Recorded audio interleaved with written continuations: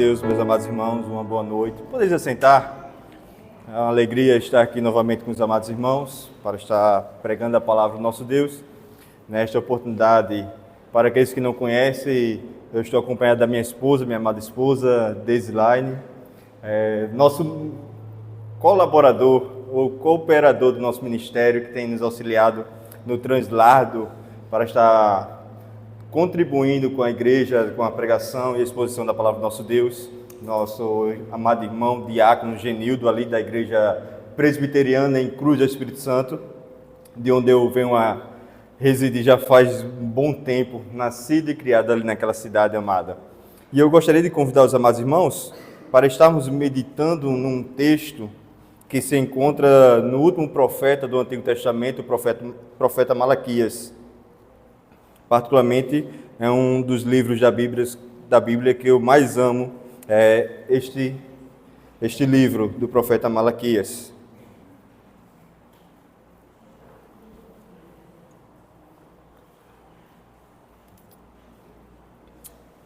Abra no capítulo 3, onde estaremos lendo o versículo 13 ao 18.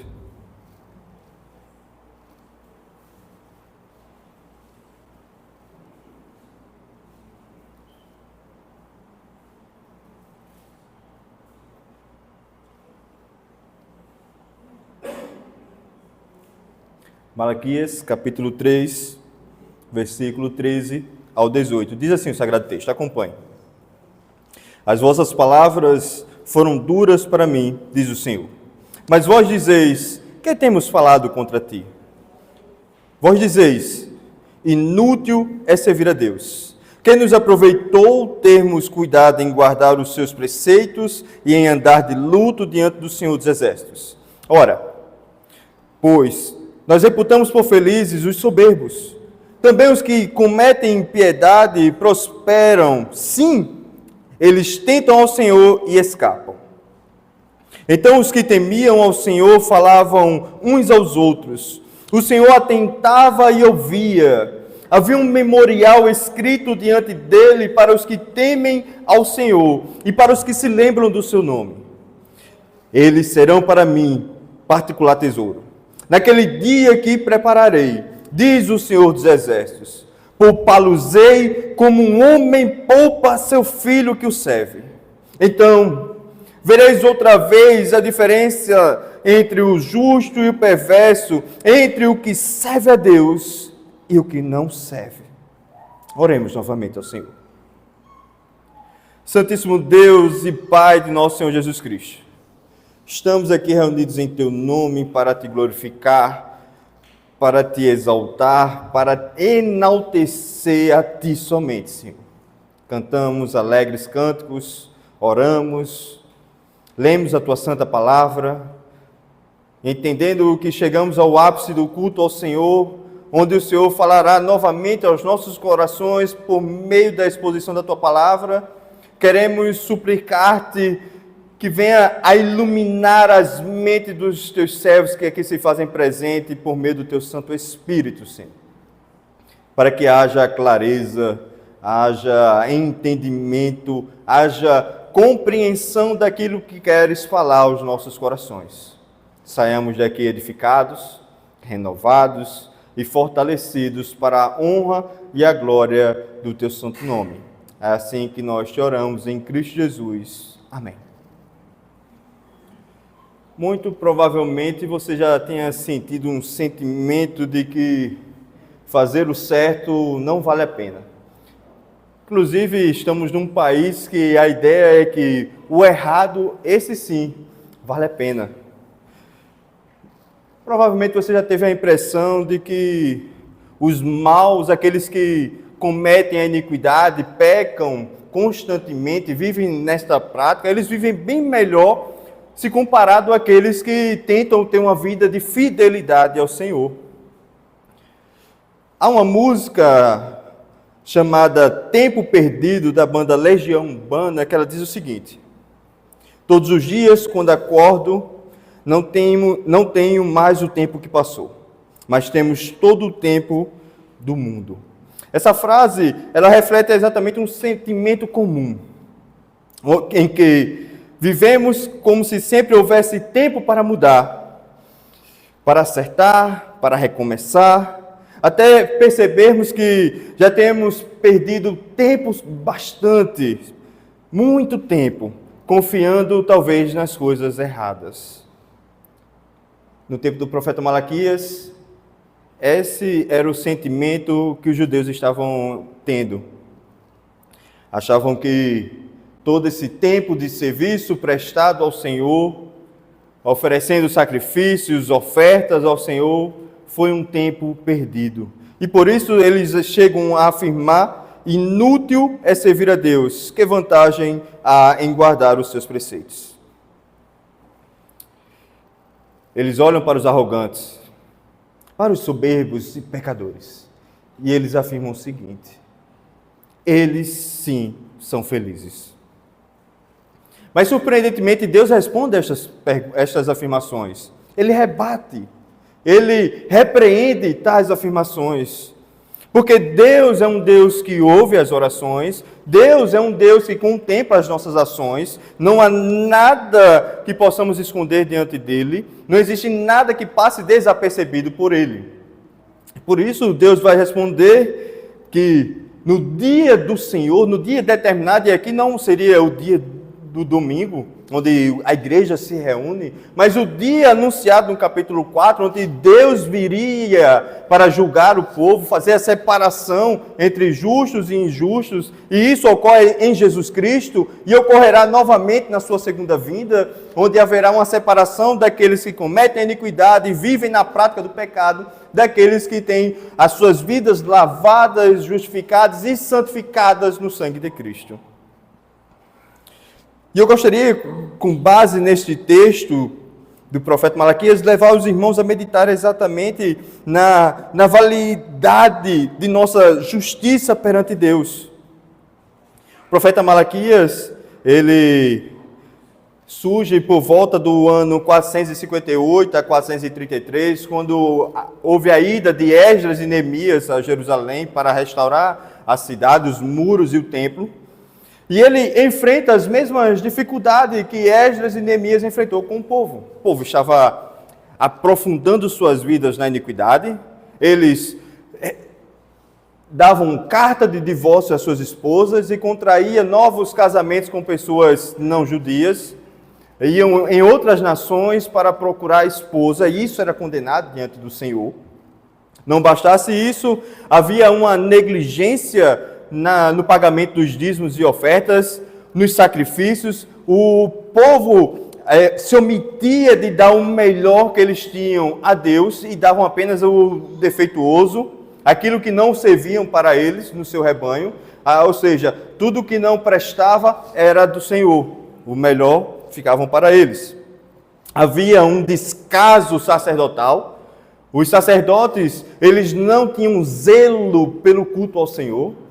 Você vai ver constantemente uma reclamação dos sacerdotes. Chegam a chamar o pão da propiciação como algo imundo. Ou seja, algo que contamina o homem. Aquilo que contamina o homem é o pecado, e eles estão atribuindo ao pão da propiciação. Eles estão dizendo que o culto ao Senhor é algo imundo, é inútil. E por isso, quando chega nesse versículo 13 do capítulo 3, nós vemos novamente o Senhor confrontando essas palavras. Se você olhar atentamente, no versículo 13, ele inicia: as vossas palavras foram duras para mim, diz o Senhor.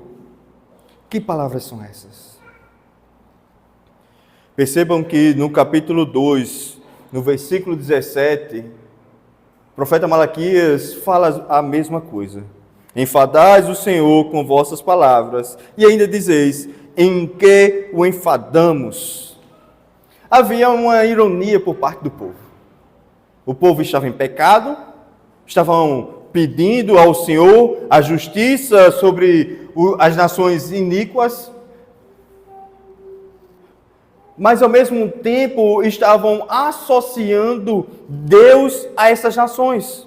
Quando eles afirmam que o soberbo, o arrogante, eles prosperam, e parece que Deus se alegra nesses pecadores imundos, que não se arrependem, que não temem ao Senhor, e é isso que nós vamos ver aqui, quando ele vai dizer no verso 14, a afirmação: inútil é servir a Deus, que nos aproveitou termos cuidado em guardar os seus preceitos e andar de luto diante do Senhor dos Exércitos. Estou dizendo, qual a validade de sermos justos neste mar de pecado? Qual a validade de andar na luz como Deus requer que andemos na luz? Quando olhamos para as outras nações que têm deuses pagãos, deuses falsos, eles prosperam, eles têm paz. Qual a validade? Precisamos lembrar que este período onde o profeta Malaquias surge é o período, o pós-exílio. O povo estava na Babilônia exatamente por causa dos seus pecados. E Deus se levanta, promete a libertação do povo após 70 anos, mas ordena por meio do profeta Jeremias que o povo se submeta à punição do Senhor, que era aquele exílio. Eles deveriam suportar aquele exílio por 70 anos. Após este prazo, Deus iria libertar aquele povo. E Deus assim cumpre. Entretanto, este povo ainda é uma nação escrava, não da Babilônia, mas agora do Império Persa. Embora eles tenham uma certa liberdade diante do imperador persa, eles estão reclamando e reivindicando as promessas de Deus.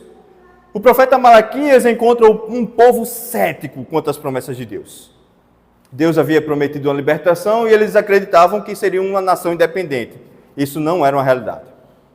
Deus, por meio do profeta Ageu, diz: eis que a glória da segunda casa será maior do que a da primeira. Também não era uma realidade, se olharmos aos olhos humanos, porque o segundo templo construído agora nesse período aí era inferior ao templo de Salomão. E é tão tal que é registrado em Neemias, em Esdras, que os anciãos, quando contemplaram os alicerces sendo colocados, eles choraram, porque eles se lembraram do templo de Salomão, quão glorioso era aquele templo. Não havia prosperidade nesta nação. A colheita era escassa. Haviam perseguições das nações inimigas, constantemente tentando atacar, tentando destruir, tentando acabar com este povo. Então, é diante desse contexto que o povo olha: espera aí, o que nos vale servir ao Senhor? Qual foi a recompensa que obtivemos do Senhor em sermos fiéis a Ele?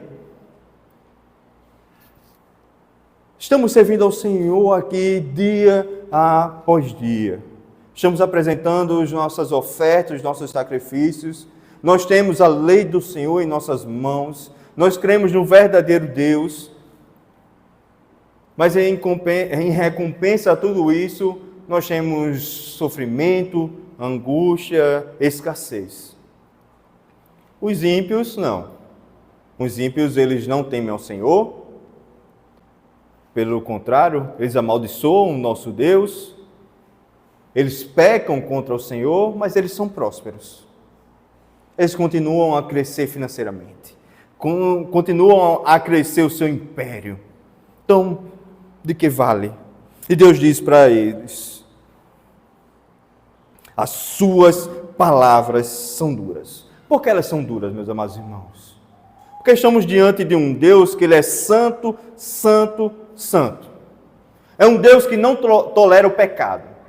O salmista, no Salmo de número 5, no verso 5, ele diz assim, que Deus abomina todos aqueles que vivem na prática do pecado. Associar a Deus a pecadores é algo ilógico.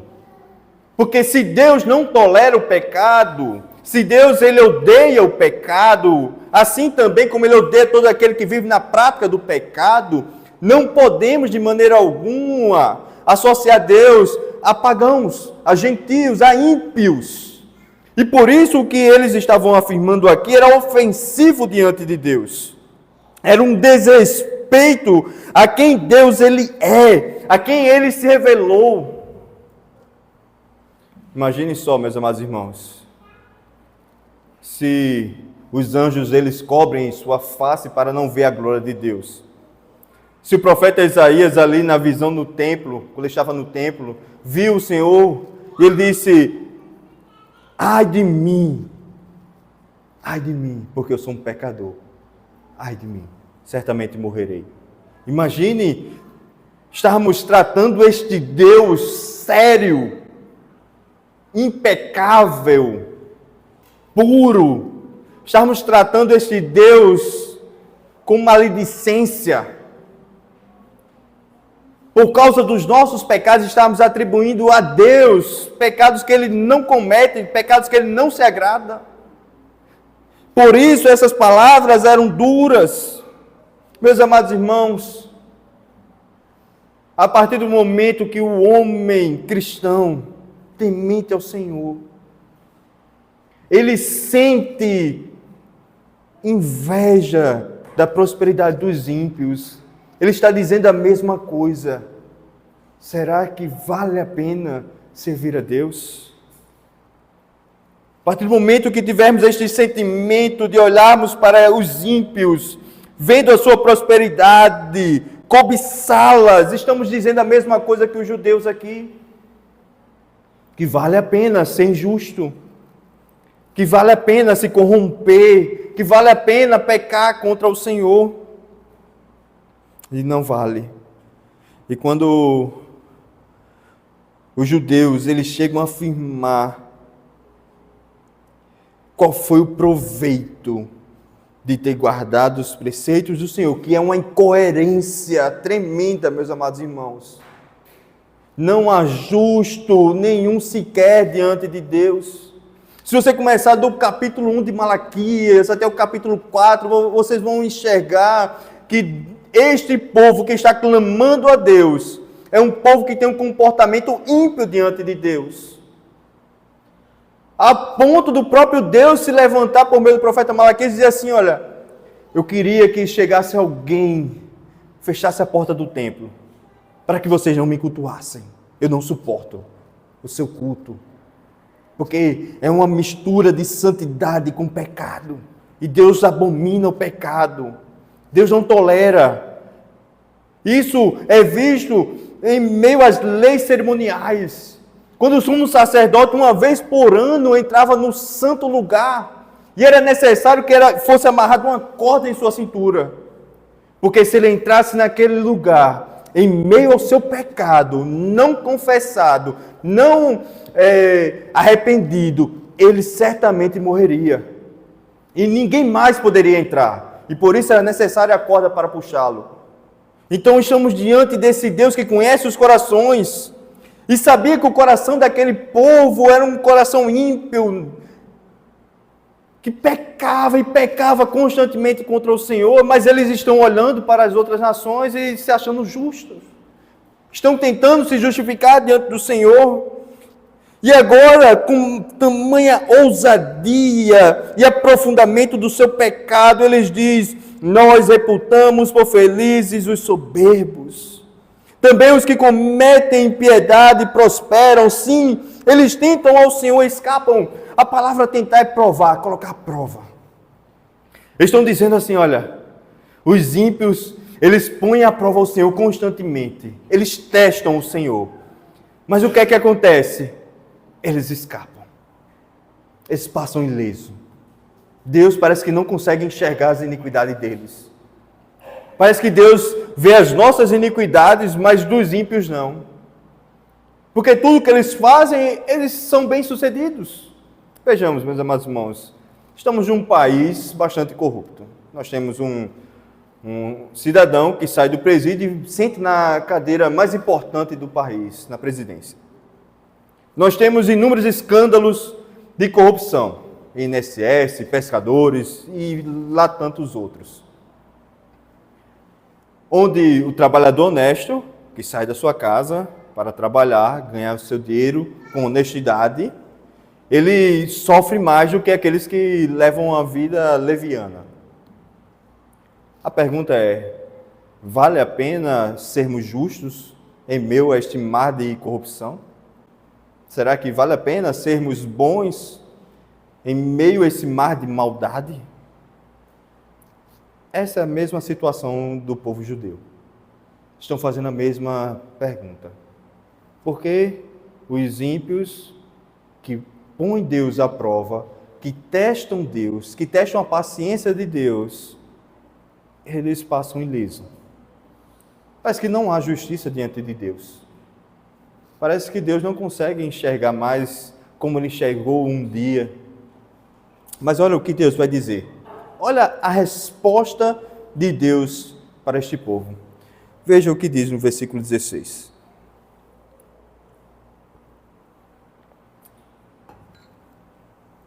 Então, os que temiam ao Senhor falavam uns aos outros. O Senhor atentava e ouvia. Havia um memorial escrito diante dele para os que temem ao Senhor e para os que se lembram do seu nome. A maioria deste povo estava em meio às murmurações. Estavam criticando, murmurando, reclamando contra Deus. Mas havia um povo também, em meio a esta turbulência de murmurações, havia um povo que se mantiveram fiéis ao Senhor. Eles oravam, eles cantavam, eles conversavam entre si sobre a bondade de Deus. E o que Deus fazia com eles? Deus ouvia atentamente. Deus ouvia atentamente. Vale a pena sermos justos? Sim, vale a pena. Porque Deus contempla a nossa justiça. Porque Deus, Ele observa todos os nossos atos. Deus sonda os nossos corações. Deus sabe das nossas lutas. Percebam que este grupo aqui, que temiam ao Senhor, estavam enfrentando as mesmas dificuldades e lutas daqueles que optaram por murmurar. Meus amados irmãos, a história de Israel, desde Gênesis, mostra o cuidado de Deus para com o seu povo.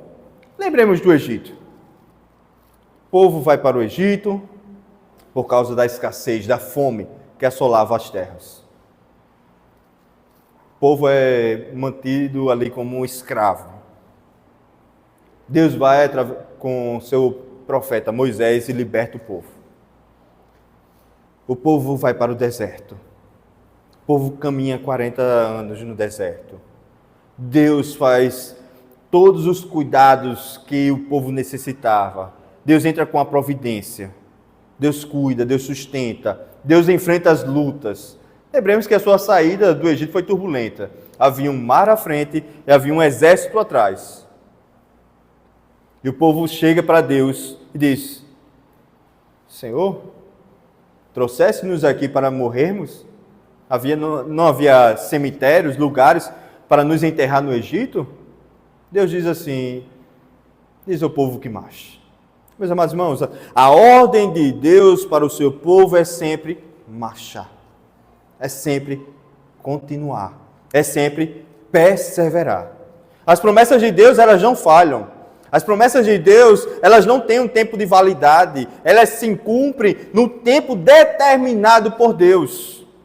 Não existe isso de limitações para o nosso Deus. Não existe isso de limitarmos o poder de Deus a espaço, a tempo. Não, meus amados irmãos, estamos diante de um Deus transcendente, que está acima de toda a criação. É um Deus que não se limitou a tempo. Pelo contrário, meus amados irmãos, tudo isso é limitado a Deus. Por isso não existe nada que passe diante de Deus desapercebido. O salmista, no Salmo de número 139, diz isso. Se queremos nos esconder de Deus e formos para o lugar mais alto, Deus está lá. Mas se por acaso tentarmos o lugar mais profundo, Deus está lá. Mas se tentarmos ainda nos esconder nas trevas, Deus consegue nos enxergar, porque as trevas e a luz é a mesma coisa. Então estamos diante de um Deus, que Ele é onipresente, que Ele é o Todo-Poderoso, que Ele é onisciente, então Ele sabe das nossas lutas. É isso que o profeta está dizendo. Deus olhou para o seu povo. Deus se lembrou. E o profeta ainda acrescenta e diz: havia um memorial escrito diante dele para os que temem ao Senhor e para os que se lembram do seu nome. Não que Deus não precise ser lembrado, mas a imagem que o profeta está falando aqui é de uma tábua onde estava escrito os nomes de cada um daqueles que temiam o Senhor com as suas obras. Estavam todos ali, bem registrados. Todos os seus atos estão sendo lembrados ao Senhor. Isso é para enfatizar, meus amados irmãos, que Deus nunca se esquece do seu povo. José foi vendido por seus irmãos, sofreu, mas Deus estava com ele. Nós temos outros inúmeros relatos. João, o apóstolo João, enviado a uma ilha onde veio a morrer, mas Deus estava com ele. Paulo, grande Paulo, enfrentou inúmeros perigos. Tentaram matá-lo, até que conseguiram ali em Roma. Mas, diante de tudo isso, a fala de Paulo foi: tudo posso naquele que me fortalece. Então, tentar medir quem Deus é, tentar descrever quem Deus é por meio das circunstâncias em que nos encontramos é algo inválido.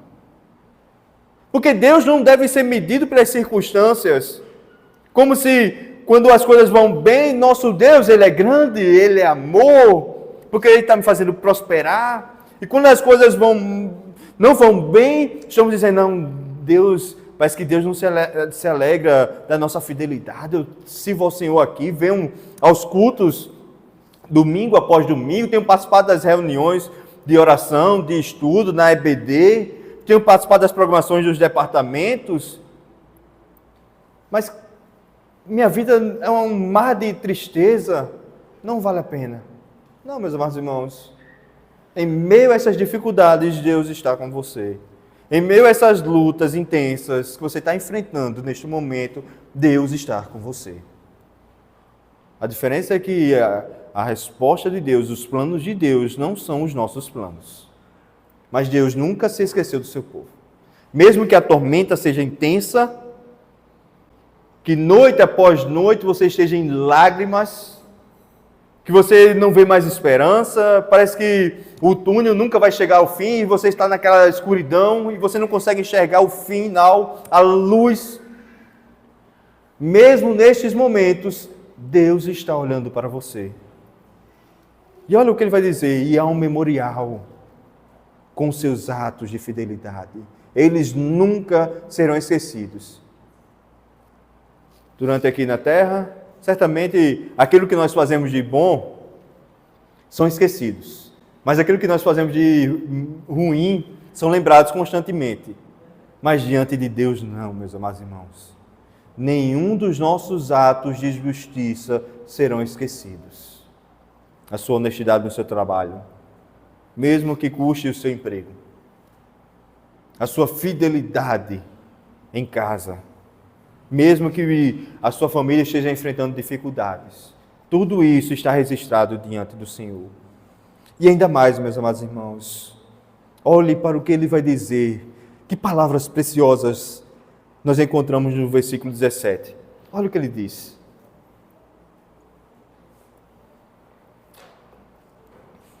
Eles serão para mim particular tesouro, naquele dia que prepararei, diz o Senhor dos Exércitos. Poupá-los-ei como um homem poupa a seu filho que o serve. Nós temos um Senhor. Deus está dizendo a esse povo: olha, aqueles que permaneceram fiéis a mim, mesmo enfrentando dificuldades, mesmo enfrentando lutas, eles são minha propriedade. Eles são meus. O salmista, no Salmo de número 100, ele vai dizer essa mesma ideia. confessai que o Senhor é Deus. Foi Ele quem nos fez, e não nós mesmos. Nós somos o seu povo e rebanho do seu pastoreio. Percebem? Você tem um Senhor.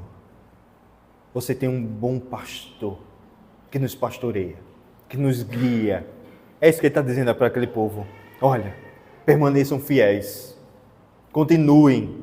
Mesmo que o seu próximo esteja murmurando, mesmo que o seu próximo esteja apresentando uma lista grande de prosperidade dos ímpios, em detrimento à sua infelicidade em servir ao Senhor, mesmo que a prosperidade dos ímpios sejam maiores do que a nossa, que tememos ao Senhor, mesmo assim, lembre-se, você é um particular tesouro do Senhor.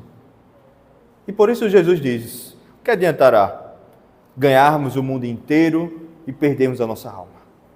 Do que vale sermos prósperos aqui, se comparado à eternidade, essa prosperidade não valerá de nada. O que vale a pena mesmo, meus amados irmãos, é a eternidade. A eternidade é imensurável. Então, vale a pena servir ao Senhor. Deus nos ama. Deus cuida de nós. Ele contempla nossas angústias. Ele consola-nos. Não há outro Deus igual ao nosso. Não há. E olha o que ele vai dizer. Poupá-los-ei como um homem poupa seu filho que o serve. Do que o Senhor está se referindo aqui? Está se referindo à vinda de Cristo. Ele está dizendo que aqueles que temem ao Senhor, no dia determinado, no dia do Senhor, da sua vinda, eles serão poupados. É a mesma ideia que nós vamos ver sendo proclamada por Cristo, que ele diz que quando ele voltar, irá fazer separação dos seus, daqueles que não são seus. Quando ele voltar, que ele vai chamar-nos pelo nome, e nós iremos responder a Ele, porque nós somos suas ovelhas, e por isso nós seremos poupados. Nada valerá, meus amados irmãos, naquele dia ter ganhado o mundo inteiro, porque não conseguirão comprar a sua eternidade no paraíso. Não valerá a pena ter se corrompido, para então desfrutar de um bem passageiro, porque naquele momento o juiz supremo, ele é incorruptível. Não valerá a pena, mas sim valerá a pena sermos fiéis ao Senhor, porque naquele dia nosso sofrimento acabará. As lágrimas serão enxugadas, a dor não mais existirá. Haverá consolo, haverá um gozo, uma alegria, seremos bem-aventurados, mais que felizes naquele dia. E ele está dizendo que seremos poupados. Poupados de quê, meus amados irmãos? Se você ler Apocalipse no capítulo 6, você vai enxergar do que o Senhor tem nos poupado. O grande dia será um dia de regozijo para os servos do Senhor, mas um dia de tristeza e de angústia para os ímpios. A visão de João é registrada ali no capítulo 6, onde ele diz que no dia do Senhor, os ímpios que não temeram ao Senhor, naquele dia, eles irão temer, irão clamar para os montes, caiam sobre mim, para que eu possa me livrar da ira do Cordeiro, mas nada poderá livrá-los da ira do Cordeiro. Nada. Seus bens já passaram, suas regalias, nada adiantará naquele dia, porque todos passarão pelo julgamento do Senhor. E este Deus incomparavelmente santo, santo, santo, não é subordinado a nenhum homem, nem tampouco aceita o suborno. Este Deus é quem irá julgar estes ímpios, estes que se levantam e dizem: olha, Deus está morto, Deus não existe. Esses que se levantam e tentam distorcer a imagem desse Deus para se enquadrar à sociedade. Nós estamos falando de um Deus vivo, um Deus que se revelou em sua palavra, um Deus que irá julgar a todos com equidade. A todos com equidade. Mas a nós, seus filhos, lavados, regenerados, justificados no sangue do Cordeiro, seremos poupados da condenação eterna. Então, vereis outra vez a diferença entre o justo e o perverso, entre os que servem a Deus e os que não servem.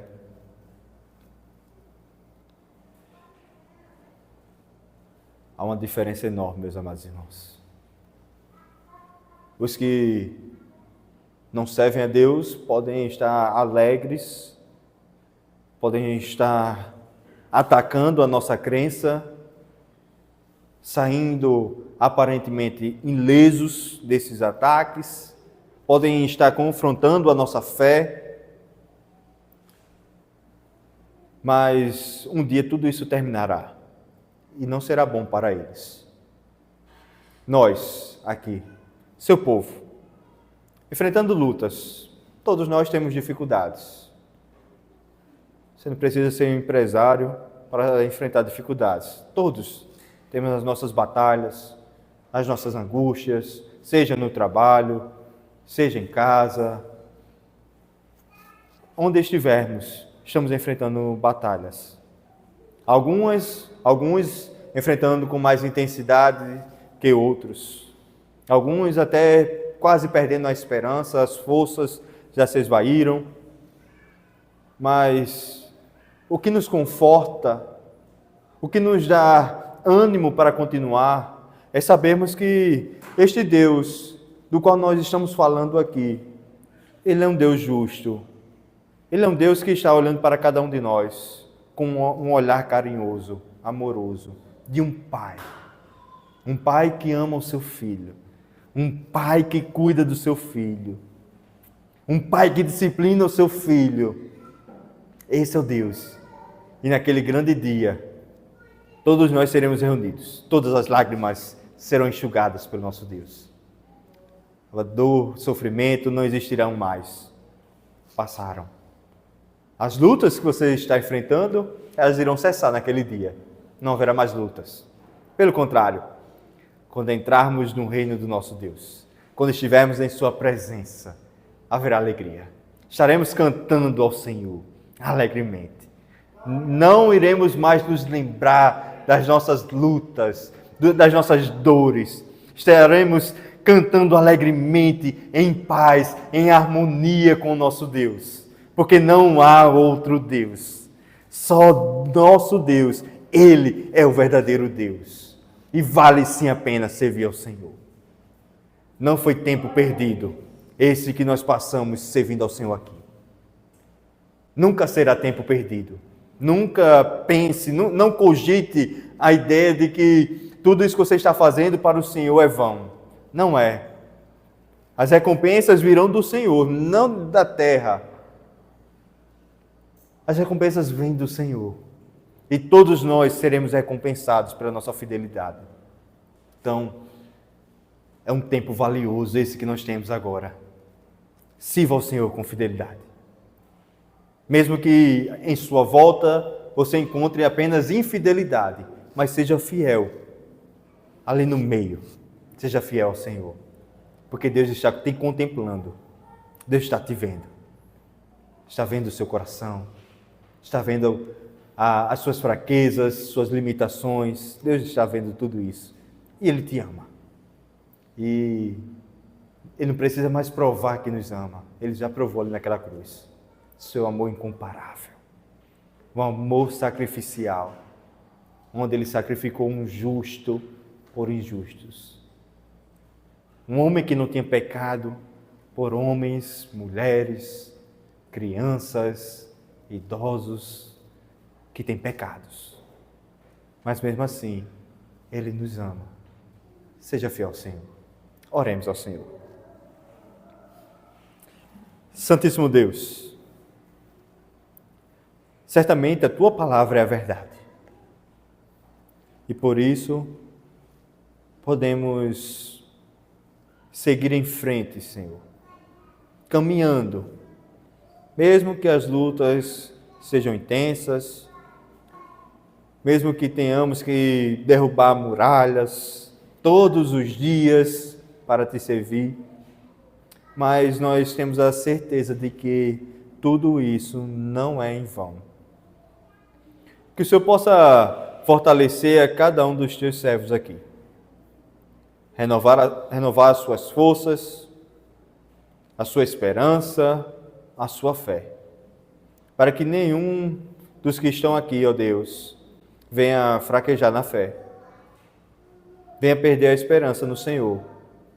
Mas que todos nós aqui, como igreja do Senhor, possamos chegar naquele grande dia do Senhor e nos alegrar, Senhor, porque as nossas obras, a nossa fidelidade, a nossa perseverança não foi em vão, onde entraremos no Teu reino, no Teu gozo eterno. Queremos também Te agradecer, Senhor. Te agradecer porque, em meio às nossas fraquezas e lutas, nós encontramos palavras de ânimo. Quando nós pensamos em desistir, o Senhor vem e nos fala outra vez: marcha, prossegue, continua. Eu te contemplo. Obrigado, Deus, porque o Senhor não nos desamparou em momento algum. Mesmo quando nós não conseguimos enxergar o Senhor, o Senhor continuou conosco. Que o Senhor abençoe cada um dos Teus servos, concedendo-nos uma semana de paz e tranquilidade. Que o Senhor possa estar nos guiando, Senhor, nesta jornada e fortalecendo-nos. Em nome de Jesus. Assim nós te oramos em Cristo Jesus. Amém. Deus abençoe a amada igreja, em nome de Jesus.